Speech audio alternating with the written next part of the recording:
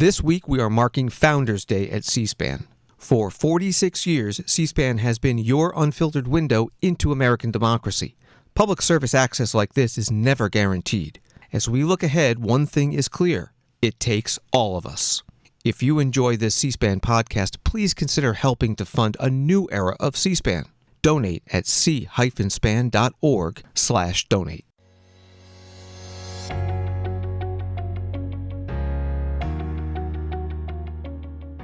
Well, thanks for joining us for the Q&A podcast produced by C-SPAN. I'm your host, Peter Slen. Our guest this week is Syndicated columnist George Will, who for 50 years has opined about Washington, politics, and baseball. That podcast begins in a moment.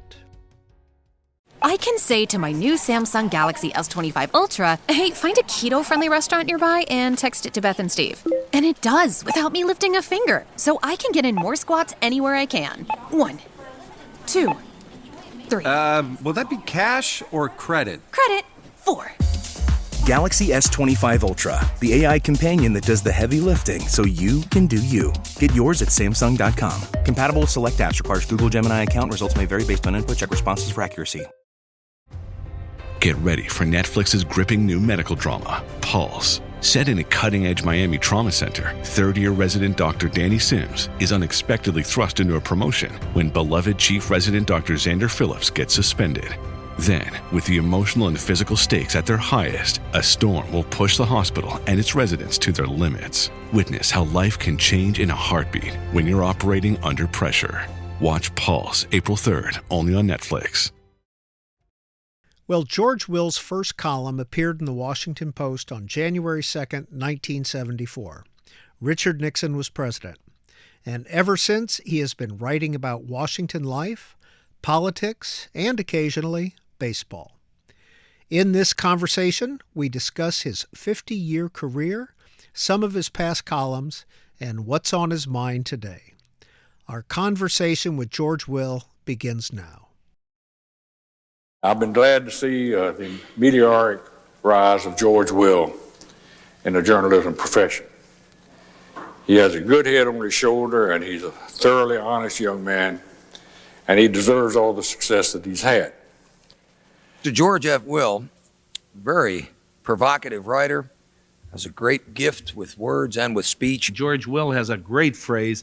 He has an emancipated view of the facts. George F. Will, one of the most learned and thoughtful, entertaining, rewarding observers of the Washington scene we've had in a long time. When he's not writing about baseball, he tends to write about politics. It's the only game where you can have George Will sitting next to the postman and they might be able to get along. George Will wrote a column a while back that said that while I was mayor of New York, I ran the most conservative government in the United States in the last 50 or 60 years. The columnist George Will quite accurately observed that it would take 200,000 buses extending along a 1,700-mile long line to deport 11 million people. As conservative columnist George Will recently wrote in the Washington Post, and I quote, "We are not going to take the draconian police measures necessary to deport 11 million people. They would fill 200,000 buses in a caravan stretching bumper to bumper from San Diego to Alaska." A book by George F. Will called Statecraft to Soulcraft, which I probably would have been about 16 or so. And it's not too much to say that it changed my life. I mean, it opened me up to a way of thinking about politics.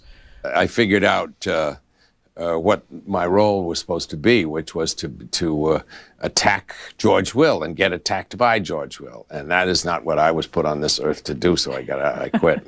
My dear friend George Will told me once, he said, when I wake up in the morning, before I'm completely awake, I ask myself the question, is this a day in which I have to write a column?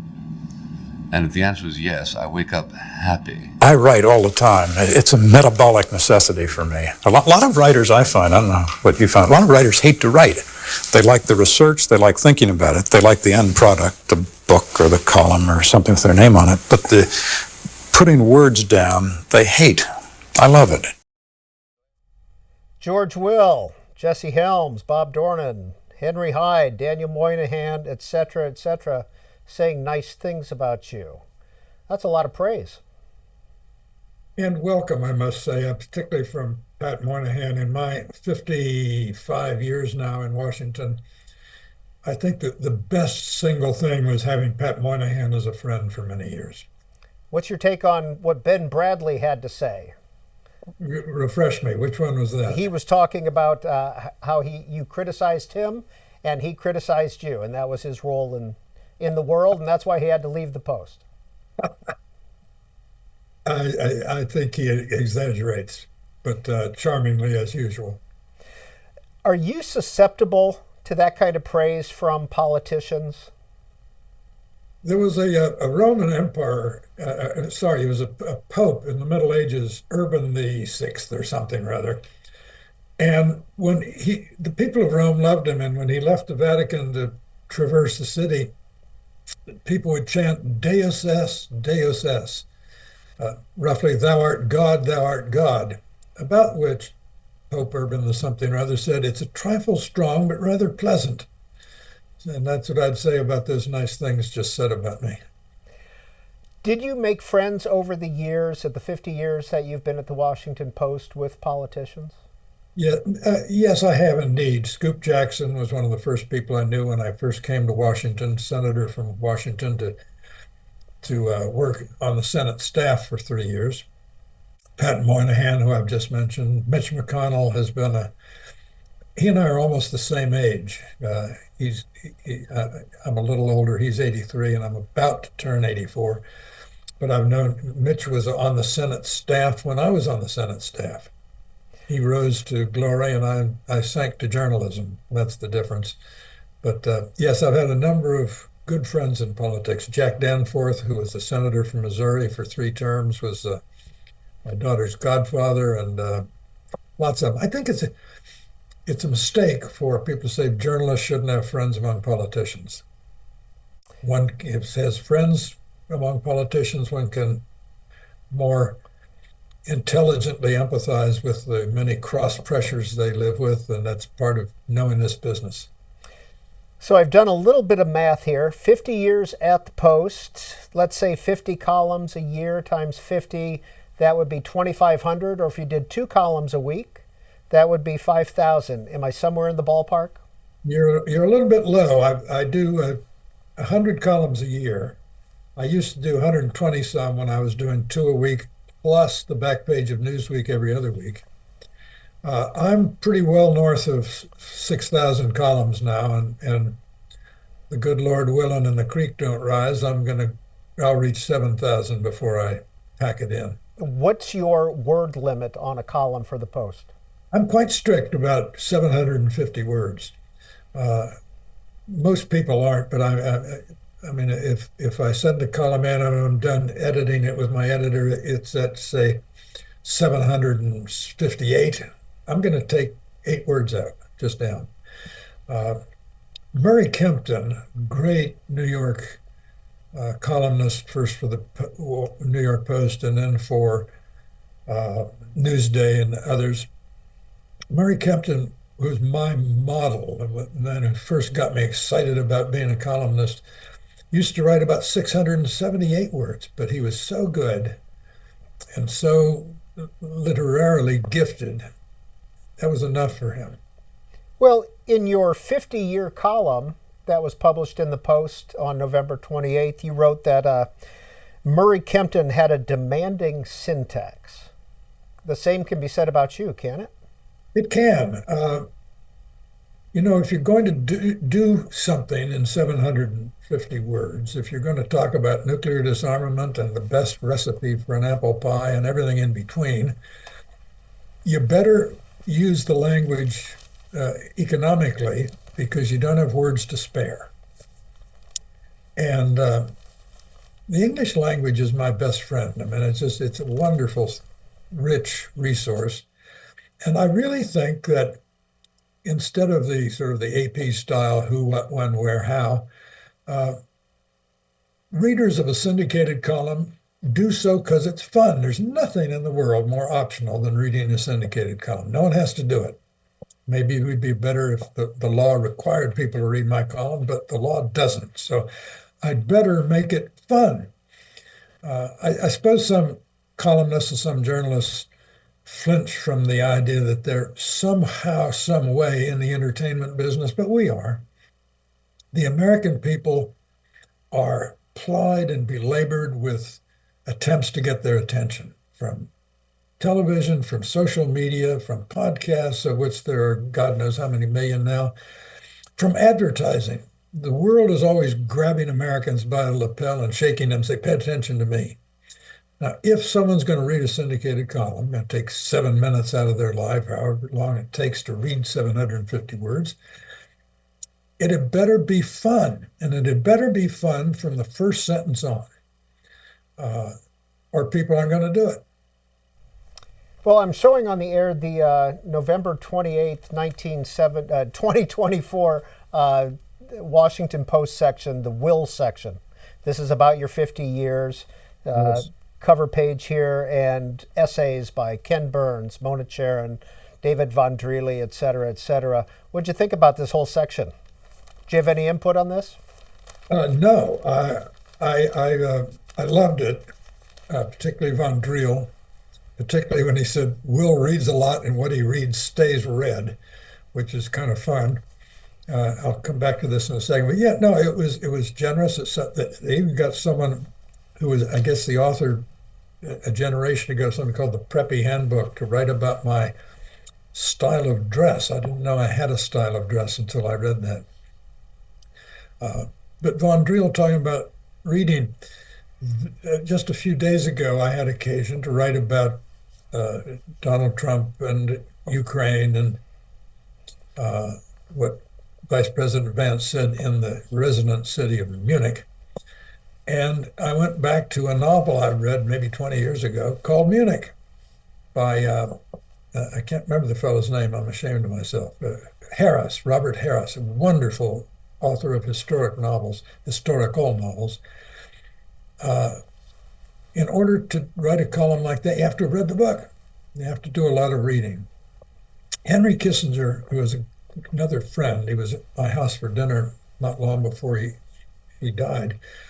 Henry Kissinger said, what people have to understand about going to Washington is when you get there, you don't have time to read, so you run down your intellectual capital.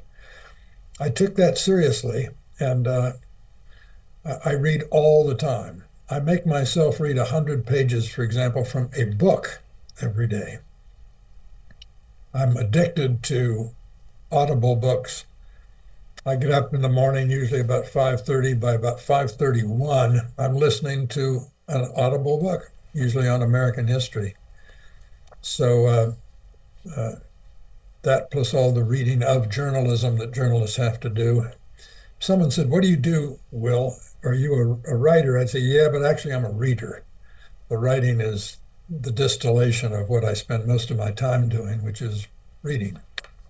George Will, how'd you get the job at the Washington Post in 1974? Well, let me make a small correction. I've never been an employee of the Post. They syndicate my column. In a way, they're my employee. I pay them to syndicate my column. I'll tell you how it came about. Spiro Agnew had been Nixon's vice president, and he started really sort of almost pioneered the conservative denunciations of the bias in the media. And in the Nixon administration, there was a tremendous pushback against the media, saying that there ought to be more conservatives on television and on the op-ed pages. So I left the Senate staff at the end of 1972 and knew I was going to. And I called Bill Buckley and said, you need a Washington editor of National Review, something he'd never had. And he said essentially, you're right, I do, and you're it. Bill liked to just on a whim collect young people that he thought had some promise. So I started there, and because of Agnew and because of others, the Washington Post and others were looking for conservatives. Bill Safire on the Nixon's staff, Pat Buchanan from Nixon's staff, and I from the Republican Senate staff all started columns at the same time. The Washington Post and the New York Times competed to get Sapphire. The New York Times got him, and the Washington Post settled for me. That's how I became a columnist. And when I started as a simultaneously writing for Bill's National Review, but also for the Washington Post and other papers that they would syndicate me to, I remember I asked Bill what I now know is the most frequently asked question of a columnist: how do you come up with things to write about? Bill said, the world irritates me 3 times a week. I would modify that to say the world interests me, irritates me, amuses me, piques my curiosity constantly, so that I have never in 50-some years now as a columnist, never not once had a day in which I didn't have 4 or 5 things I'd like to write about. It's just so much fun. Do you keep a go-to file? Yeah, well, I do. I'll show you. I have, for 50 years, I've had in my wallet at all times a little bit of a 3x5 card with topics I want to get to. And it'll take me, maybe I'll have 10 topics on there, but it'll take me 3 months to get to them because news keeps interrupting things, giving me fresh material. Well, I want to read from your first syndicated column, January 4th, 1974. Nelson Rockefeller is worried about the wrong thing. He is worried that people will think he is cynically using the Commission on Critical Choices for America as a publicity device for his 1976 presidential campaign. The depressing truth is that he really believes such commissions enhance public understanding. This is what will ooze from Rockefeller's new commission. A clutch of establishment types will produce a homogenized version of establishment thinking. I could write their report today, you write. It will say the government should act prudently but decisively to make all good things happen for everyone equally. No one will hint at the truth, which is, usually the government is the disease for which it pretends to be the cure. Could you write that column today? Pretty much, yes. I think so. Ronald Reagan famously said in his first inaugural, at this point, comma, government is not the solution to our problems, it is the problem. Usually when they quote that, people drop the first part, at this point, because Reagan was not against government. He thought government had grown bloated and meddlesome and irrational. Attributes to which governments are prone for lots of interesting reasons. But I'm certainly not anti-government. My good friend Pat Moynihan once said that if you have contempt for government, you will get contemptible government. And I agree with that. I happen to like government, and I like politics, and I like politicians. George Will, in that first column, you also wrote that you went and read this commission report that Rockefeller was heading up, and when you found it in the Library of Congress, it was in mint condition. It had never been touched. It had never been read.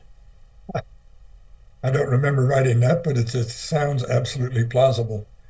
We're constantly producing these things. Some commissions, ad hoc commissions put together, are important. I think, for example, the Warren Commission, chaired by Chief Justice Earl Warren and to investigate the assassination of Jack Kennedy. So I'm not against commissions, but I just think there is a kind of reflex sometimes for people to say, we have a problem, let's get some not terribly interesting people together and see if they say something interesting. And of course, usually they don't. Do you still read commission reports, think tank papers, etc.? I do read think tank papers. There are the American Enterprise Institute here in town, the Cato Institute, a more libertarian minded think tank, produce wonderful stuff. They produce, particularly at Cato, they produce amicus briefs for the Supreme Court, and that's part of my heavy reading Menu, yes. As far as columnists go, who do you turn to? Well, let me name a couple of young ones that are on the way. At the Washington Post, Jason Willick and Megan McArdle. Brett Stevens in the Wall Street Journal. There's an awful lot of really good writing going on. Some of the people in the National Review stable on their website, McCarthy, for example, is just terrific on legal issues, which are coming fast and furiously as we argue about presidential power in 2025. But there's a tremendous amount of really good writing going on. Without naming names, are there publications or people you avoid reading? I used to read the New Republic, but it's gone a little bit mad. Back in the day, the New Republic had Alexander Bickel from Yale Law School writing for them, and a man named Osborne writing the TRB column. So I'm afraid I tend to avoid some of those, but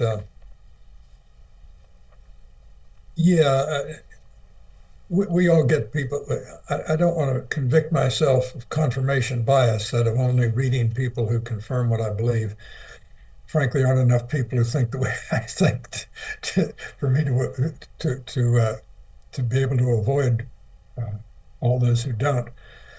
But as long as you write well and you have something to say, I'm apt to read you. Well, Mr. Will, what do you believe? How do you define yourself?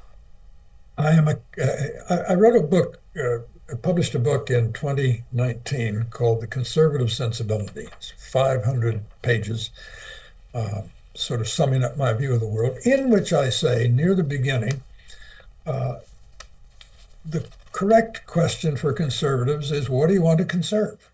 And my answer is an American conservative. And the adjective American does a lot of work in that phrase, American conservative. An American conservative wants to conserve the thinking of the American founding. Jefferson, Hamilton, Washington, Franklin, Adams, but particularly James Madison, the father of the Constitution. That means that American conservatives are, as the framers were, classic liberals. That is, they said that they wanted a modest government. They believed what Jefferson wrote in the first paragraphs of the Declaration of Independence, in which the most neglected word, but arguably the most important, is the word secure. All men are created equal, endowed by their Creator with certain unalienable rights, and governments are instituted to secure those rights, not to give us our rights. First come rights and then come government.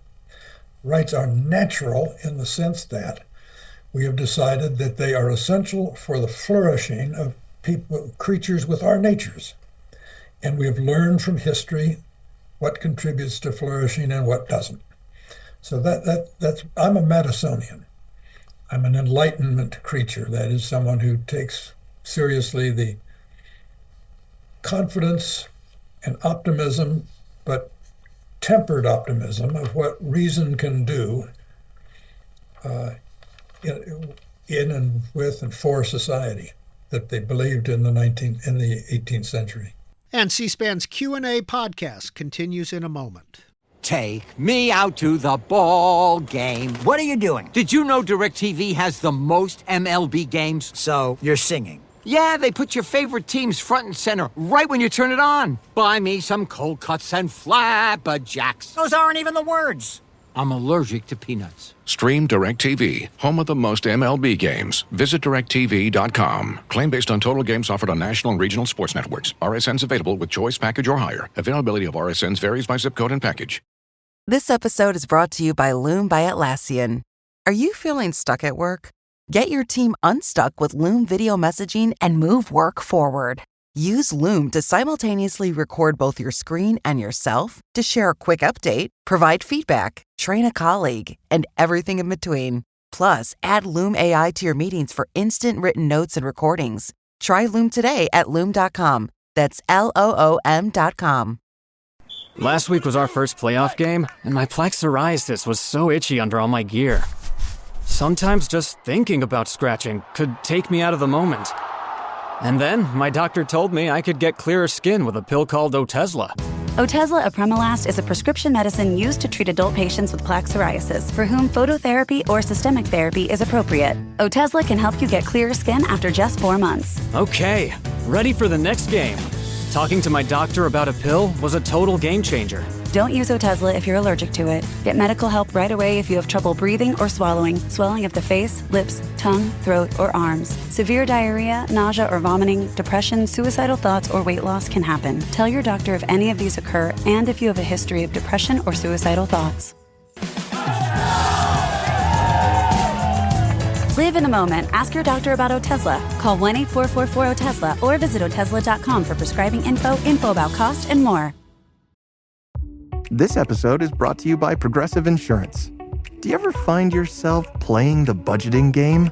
Well, with the Name Your Price tool from Progressive, you can find options that fit your budget and potentially lower your bills. Try it at Progressive.com. Progressive Casualty Insurance Company and Affiliates. Price and coverage match limited by state law. Not available in all states. And a quote from the Conservative Sensibility. Conservatism has always been defined by its insistence on limits to the claims the collectivity, the public sector, could make on the individual. Contemporary American conservatism was born in reaction to the New Deal and subsequent excessive enlargements of the state. That's correct. I was recently in a debate in the round at a big arena in Toronto, and the subject was liberalism. Again, we've sort of done violence to the word liberalism, but classic liberalism of the people I mentioned. The question was resolved. Liberalism gets the big questions right. And I said in my opening statement in Toronto, liberalism gets the big questions right by not trying to answer the big questions. That is, do you ever ask yourself why we even have politics? Trout don't have politics. Beehives have hierarchies, the queens and the drones, but we don't talk about the politics of a beehive. Beavers cooperate with one another to build dams, but cooperation isn't really politics. Human beings have politics because human beings are A, opinionated, and B, egotistical. That is, they think their opinions are right and other people's are wrong. Now, the question is then, given that human beings are opinionated and egotistical, but have to live together, how do you keep the peace? The answer is liberalism, a government limited in that it does not try to answer the big questions. Is there a God? How should we worship God? Not our problem. We're keeping that out of politics. What is virtue? How do we instill virtue? Government can't be indifferent to virtue, but neither can it be a morals tutor at all times. In other words, from the insight that we have politics because we're opinionated and egotistical, flows the fact that limited government keeps the peace by keeping out of a good bit of life. 6,000 columns, 16 books, I believe. What's the difference between writing one of each? Well, some of my books are collections of columns, but and I'll tell you, I have published 16 books, one of which has sold more than the other 15 combined. It's called Men at Work, The Craft of Baseball. And the fact that it outsold everything I've written on politics is a sign, I think, of national health, that people would much rather read about baseball than about politics. Writing a book, when you discipline yourself to write in 750-word chunks, writing a book is, wow, it's wonderful. You can just go on and on and on. And it's a feeling of tremendous emancipation, great pleasure. PhD in political philosophy from Princeton. I want to ask you about two influences in your life, two philosophers, Frederick Will and John Locke. Well, Frederick Will, my father, was an academic philosopher at the University of Illinois for 37 years. So I grew up around a sort of a literate dinner table.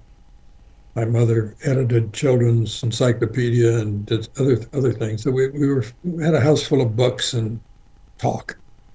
John Locke, to the extent that we have a master philosopher in the United States, somehow comparable to what Marx and Lenin were in the communist countries. Our Marx is John Locke. He said, people are not like Hobbes in the state of nature. Hobbes said in the state of nature, life is solitary, poor, nasty, brutish, and short. Locke said, actually, no. The state of nature has inconveniences. And to rid us of inconveniences, we institute governments. But they're only inconveniences because there is a sort of natural sociability among people. Locke was there channeling Aristotle, saying we are social creatures. The idea of a completely isolated human being is not only nightmarish, but it's impossible. We're born into families, we have tribes, we have communities, and all the rest. So Locke is the fountainhead, as it were, for American thinking. Would your father have considered himself a small c conservative? No. Well, my father graduated from college right into the Depression, 1929. And the 30s were a difficult time. And like a lot of academics and intellectuals, he was a kind of socialist. He voted for Norman Thomas, the Socialist Party nominee. He probably voted for him 3 or 4 times. Before he died, he voted for Ronald Reagan.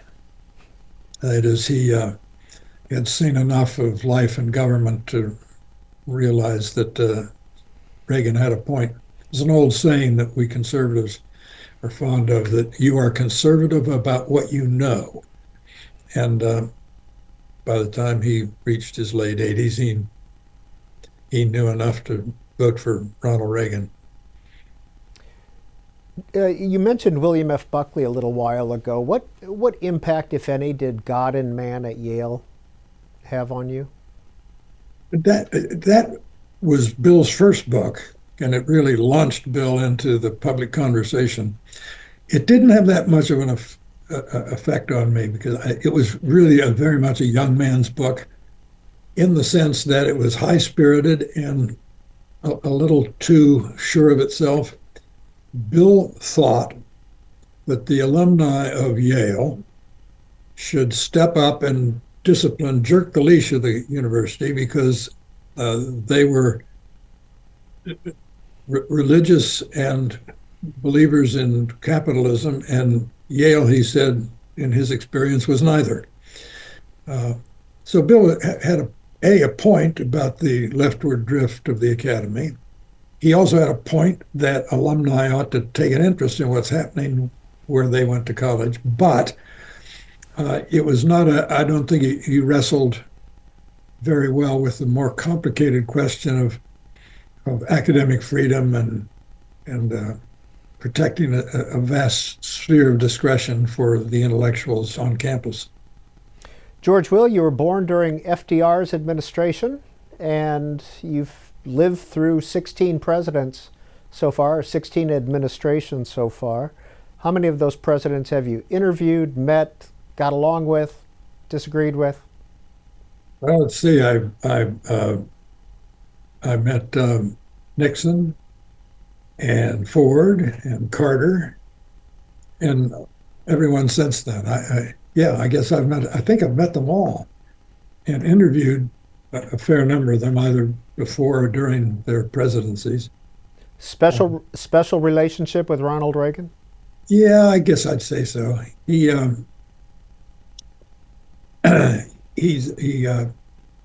Ronald Reagan, I was about to say he's a friend of mine. Ronald Reagan was a friendly man who had one friend, and he married her. It was Nancy. But he and I did, I guess, become friends. When he was first elected in 1980, and he was about to make his first trip back to Washington as president-elect. And Washington was all a twitter and a tremble about the barbarians at the gate. Reagan asked me to give a big party for him to sort of introduce him to Washington, which I did. And he then subsequently, during his presidency, I think he came to my house for dinner 6 times or something. Ronald Reagan in 1960 was viewed by a lot of people as somehow dangerous and not very smart. He was not dangerous, and he was quite smart, and he was people still don't understand, he was a voracious reader. And I think he thought that I'd been helpful in his 1980 campaign in getting him accepted. I'll tell you a story. I got in some trouble some years later because during 1980 I was asked by him to come out while he was preparing for his one debate at Cleveland against Jimmy Carter. And Jim Baker, who was the campaign manager at that time, said, "George, we're concerned about what was then called the meanness issue." The Washington Post, New Republic, all kinds of people were denouncing Jimmy Carter for his shrill rhetoric about Reagan and as racially divisive and hates old people, et cetera, et cetera. He said, "Write a paragraph that the governor could use if or when, as we expect, Jimmy Carter does that again." So I sat down and I typed up something about President Carter is lowering the tone of the debate and his campaign is unworthy of the great office of the presidency, blah, blah, blah. The debate goes on, comes a moment when Jimmy Carter, the subject then I think was Medicare, started in on how Ronald Reagan doesn't want old people to be healthy and he doesn't like old people, et cetera, et cetera. And I said, "Oh boy, he's going to use my words. I'm going to shape history." Instead, he used 4 words. He said, "There you go again." And I knew right then why he was going to be president and I wasn't. So Reagan was a really good politician. Now, you say you've met our current president, Donald Trump. Yes. You're highly critical of him in your columns. Yes, well, and he of me when he bothers to notice the likes of me. I'm not a fan, and I will go to considerable lengths not to talk about him. Well, you have written columns on presidents, other presidents as well. This is from August 9th, 1974. "It is a terrible curse to want anything as much as Mr. Nixon wanted power. He wanted it more than he wanted friends. Indeed, he wanted it with a consuming passion that left no room for friendship." I think I got him about right there, and I think that was, I probably wrote that just as he was leaving office in the wake of the Watergate debacle. And I wanted to express why this ending of Nixon's public career was tinged with tragedy. Tragedy in the classic sense of someone brought down by character flaws that were woven into their very being. And that was Reagan. That was Richard Nixon. That he had these. He was, politics is 95% of politics is making small talk with strangers. And Nixon was worse at that than probably any president who ever lived. Very intelligent, and but a fish out of water, really. Did you ever have the chance to sit down with him after he left office? I did. When he went back to California, spent a few years there, and then he came back to New York to join a law firm. And Henry Kissinger had a small dinner party for him at Kissinger's apartment overlooking the East River, and had a chance to chat with Nixon, and his awkwardness was, I mean, I don't know, I'll give you an example. David Brinkley was also there. David Brinkley had come to national attention, become a media star as part of the David Brinkley, Chet Huntley, NBC Evening News. Nixon at one point looks down the table to David Brinkley and says, "Now, Chet, you're in television." But it's sort of thing, oh my goodness. Terminally awkward was Mr. Nixon. January 29th, 1986. There he goes again, dishonestly tossing around the idea of shame. What George H.W. Bush said is gibberish, but not just gibberish. It is a lie. And it suggests how bare Bush's mental cupboard is of themes. The unpleasant sound Bush is emitting as he traipses from one conservative gathering to another is a thin, tinny arf, the sound of a lapdog. Yes, that became rather famous, that description. This was right at the end of the Reagan years when George Herbert Walker Bush was about to be reelected because it was the closest thing the electorate could get to a third Reagan term. And I thought there was something unseemly and wildly inauthentic about George Herbert Walker Bush, the way he was courting conservative voters. Did he ever speak to you again after that column? Because that column still resonates today. You know, I don't think he did. I'd known him. I'd been to his house to interview him, swam in his swimming pool in Houston, but I think that was it. Did you consider whether or not to use that term, lapdog? No, yeah, I mean, I did because it struck me as descriptive. I did not say, gosh, he's going to make me mad and he's going to be president and that'll make my life harder. You cannot be a columnist if you look over your shoulder like that. You have to, because people will soon figure out that you quit being a columnist and you become political in the worst sense of the term political. That is merely calculating. George Will, some 30-some years later, do you think columnists have that same influence that you had back in 1986? Because everybody read that column. Yeah, no is the short answer. But, you know, I'm not sure how you measure influence. People say, gosh, columnists or journalists have power. Power, let's define our term. Power is the ability to achieve intended effects. We don't say that a bull in a china shop has power. He has big consequences, but doesn't have intentions.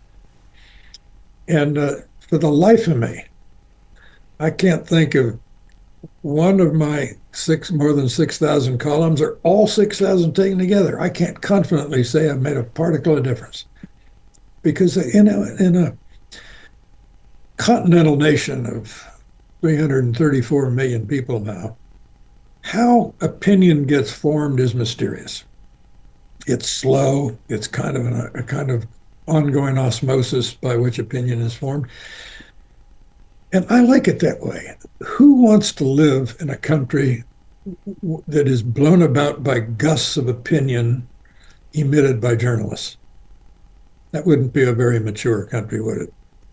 What do you think about social media? You have 200,000 followers on your X account. Do I? You do. I'll tell you something. I've never tweeted, X or whatever we call it. I don't know how. I never look at X. Well, somebody tweets out for you. They tweet out your columns. Yeah, I think all they do is take a little bite out of each column and send it out there. And I had no idea. I had no idea there were 200,000 people.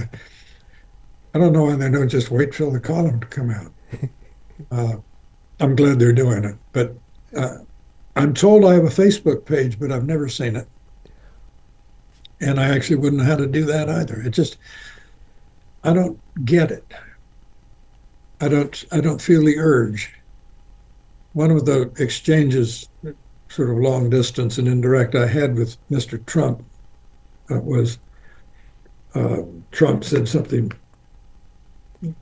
disparaging about me, and I said, well, because he was always tweeting, and back when it was, 140 characters or whatever.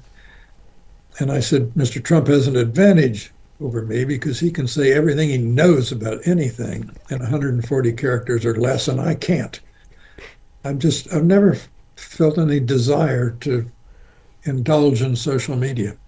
Well, not to pile on, but a couple of articles over the years in Esquire, and in one they describe you as George effing Will, the grumpy aunt who's going to leave all the money to her cats.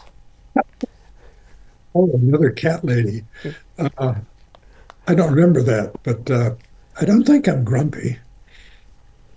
I'm not effusive. I know that my demeanor is rather like that of my friend Mitch McConnell. In fact, National Review once said, what makes Mitch McConnell such a good Senate leader is that he, unlike most senators, has no possibility of becoming president. And he has no possibility of becoming president because he has the sour demeanor of George Will. But I think beneath my grumpy exterior, there's a less grumpy interior. And C-SPAN's Q&A podcast continues in a moment. Hi, this is Javon, your Blinds.com design consultant. Oh, wow. A real person. Yep. I'm here to help with everything from selecting the perfect window treatments to... Well, I've got a complicated project. No problem. I can even help schedule a professional measure and install. We can also send you samples fast and free. I just might have to do more. Whatever you need. So the first room we're looking at is for... Shop Blinds.com now and get up to 40% off with minimum purchase. Blinds.com. Rules and restrictions may apply. Hey, guys, have you heard of Goldbelly? It's this amazing site where they ship the most iconic, famous foods from restaurants across the country, anywhere, nationwide. I've never found a more perfect gift than food. They ship Chicago deep dish pizza, New York bagels, Maine lobster rolls, and even Ina Garten's famous cakes. So if you're looking for a gift for the food lover in your life, head to goldbelly.com and get 20% off your first order with promo code GIFT. Well, many viewers know you from television, and this is from 1989. If indeed in the 90s it is the case that democracy and development are coextensive, then the underdeveloped world, A, will remain underdeveloped indefinitely. There's no law of nature or God or economics that says nations have to develop. And then by the end of the decade, the big international issue will be immigration. Okay. The boat people in Hong Kong are the shadow on the 90s. Let me ask for one prediction on this round. Mikhail Gorbachev, still relatively a young man, more and more, I think, 59-ish young. Will he still be in power in the year 2000? I think he'll be the president of the Duchy of Muscovy. That was in 1989 on This Week. Yeah. Did you enjoy TV? I did. Look, if you sat down next to David Brinkley, when they turned on the camera lights, you won. I mean, This Week just shot right up in the ratings. 1980 was... I think it started in 1981, and I think CNN started at about that exact time, until cable television came along. If Americans wanted to see the Speaker of the House or the Senate Majority Leader or the Secretary of State, you had to tune in Sunday morning. Now these people are everywhere all the time. So Sunday morning television isn't what it was in the 1980s, but in the 1980s and 90s, Sunday morning television was destination television, as people in the business say. And it was a great ride we had with David Brinkley. Sports. I want to give a couple of quotes from you on sports, beginning with baseball suits the character of this nation, and football embodies two of the worst features of American life: violence punctuated by committee meetings. Yes, committee meetings called huddles. Now we know that the human body is not built for football. We just do. We now know, as scientific fact, what the cumulative minor, small, unnoticed concussions do to the human brain as a result of football. Shortening lives, bringing on premature senescence, and all the rest. So I'm not a football fan, to put it mildly. About baseball and suiting the country, I do think baseball is suited to a democratic nation because baseball's about a lot of failure. The highest career batting average, Ty Cobb, was 367, which meant that more than 60% of the time he failed. If you're a 300 hitter, you fail 70% of the time. There's a lot of losing in baseball. Every team goes to spring training knowing basically that it's going to win 60 games and it's going to lose 60 games. And we play the whole 6-month season to sort out the middle 42. In baseball, if you win 10 out of 20 games, you're definitionally mediocre. If you win 11 out of 20, you're probably going to play in October. So it's a game of survival and steadiness. And at the end of a 162 game season, you look at your record, you can't say, well, we were really better than that. The answer is after 162 games, you are your record.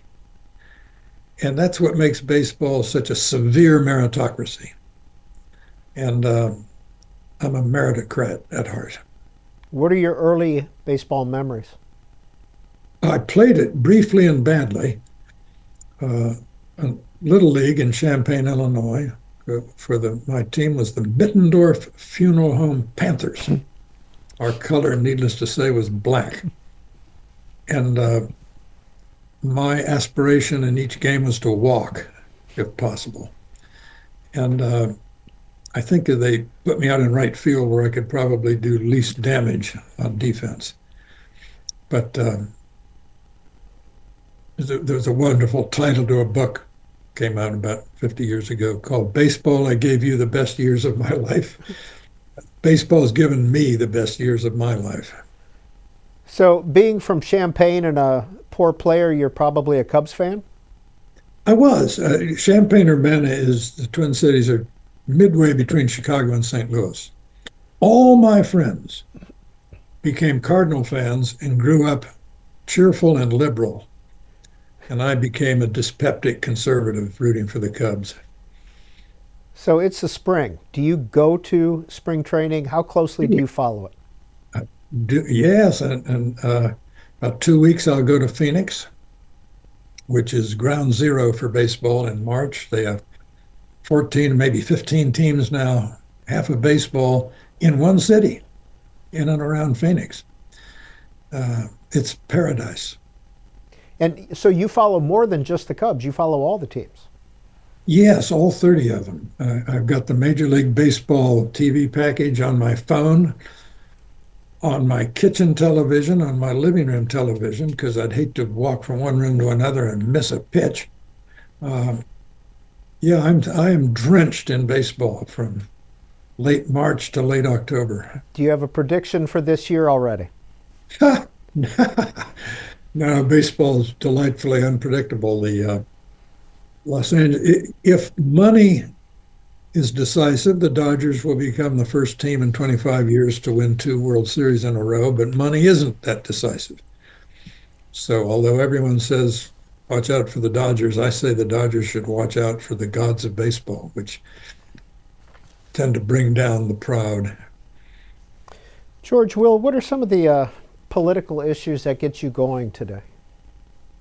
Well, one is that we are in the midst of the most predictable crisis in our domestic policy history, which is to say we are now running $1 and sometimes $2 trillion annual deficits at every point in the business cycle, at full employment, at 2% growth, still spending $2 trillion more than we're taking in revenues. It's a shocking failure of governance, and both political parties are articulately committed to doing nothing about the problem. The problem is the entitlements. The problem is Social Security and Medicare. The problem is our welfare state exists, as welfare states generally do, to transfer wealth from the working young and middle-aged to the retired elderly in form of pensions and health care. and we can't afford it. And no one has the political kidney to stand up and say we got to make some hard decisions. So we keep sleepwalking into this morass, and there'll be a reckoning. His arithmetic is grinding and unavoidable. Well, there are some on the right especially that call the Democrats and Republicans the uniparty, and they talk about the swamp here in Washington. Do you agree? No, well, look, governments are inherently inefficient. We've got Mr. Musk crashing around saying we're going to make government efficient.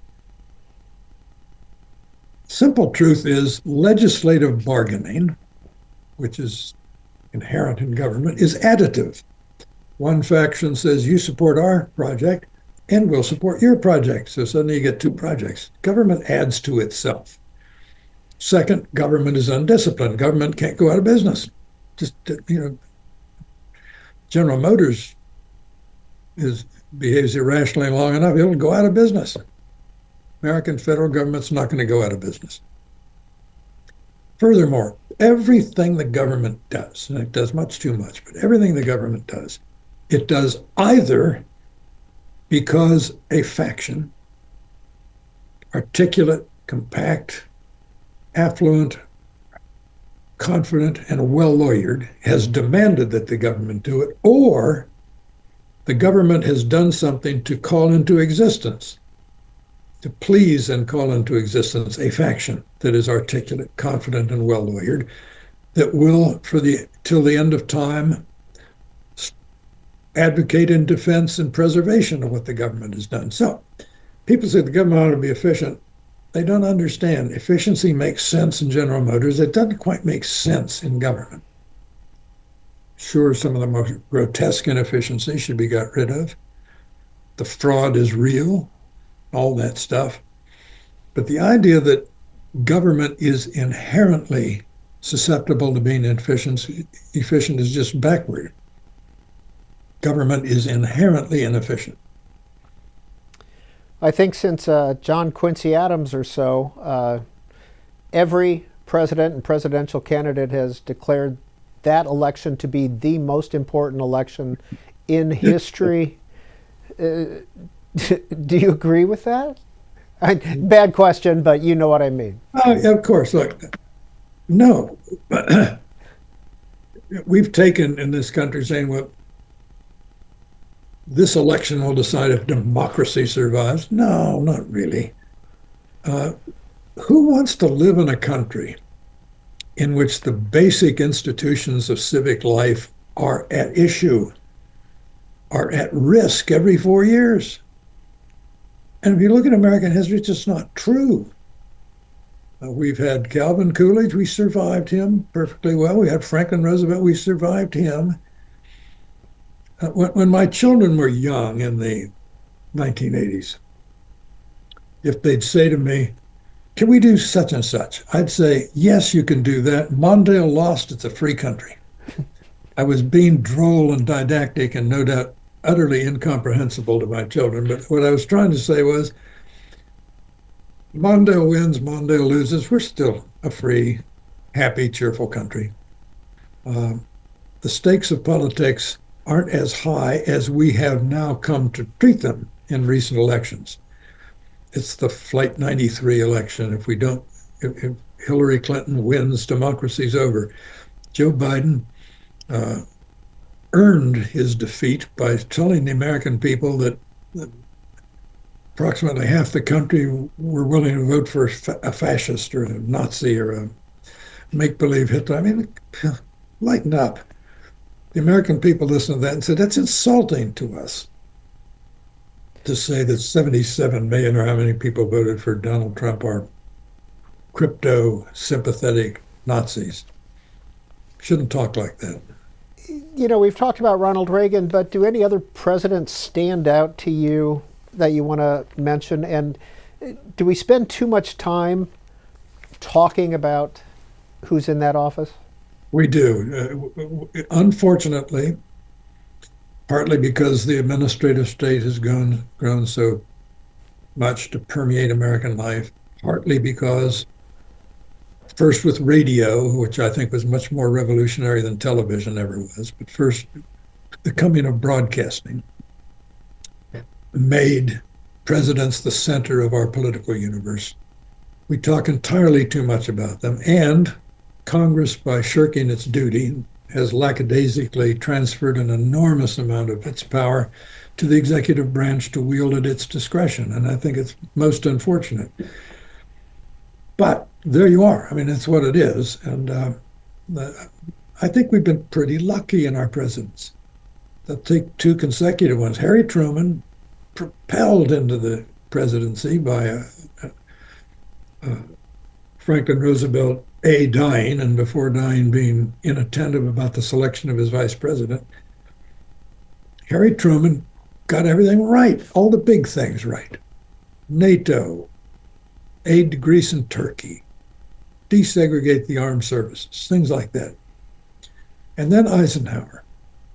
Eisenhower, I think, is one of the most underrated people ever to be president. He's vastly experienced. He'd spent the 40s dealing with Churchill and de Gaulle and Stalin and people like that, and Franklin Roosevelt. A very wise, prudent, measured man. So we've been really lucky until now. George Will, you referred to Martin Luther King as the last founding father. What did you mean? What I mean was he completed the Second American Revolution, this revolution after the Civil War, when Reconstruction tried half-heartedly and failed under the 13th, 14th, and 15th Amendments, to complete the American founding, to end the caste system that had grown up in America. I think Martin Luther King was a deeply conservative man who said the founding documents, the Constitution, but particularly the Declaration of Independence, wrote a check, and it's time to cash that check and live up to its luminous rhetoric. So in the sense that Martin Luther King was calling us back to the founding, he was a conservative, as I said at the beginning of our conversation today, in that he wanted to conserve the American founding. And that's what Martin Luther King wanted to do. I want to close with this quote, I believe from your friend, former Indiana governor, former president of Purdue, Mitch Daniels, writing in the National Review, "Uniquely, Will has epitomized two rare talents. He is at once a genuine scholar and a readable, persuasive, popular journalist. He could have excelled had he stayed closeted in the academy as merely a great scholar. Or he could have contented himself simply to be a clever scribbler, as we say, a pundit, issuing topical, superficial critiques from a comfortable seat behind the dugout.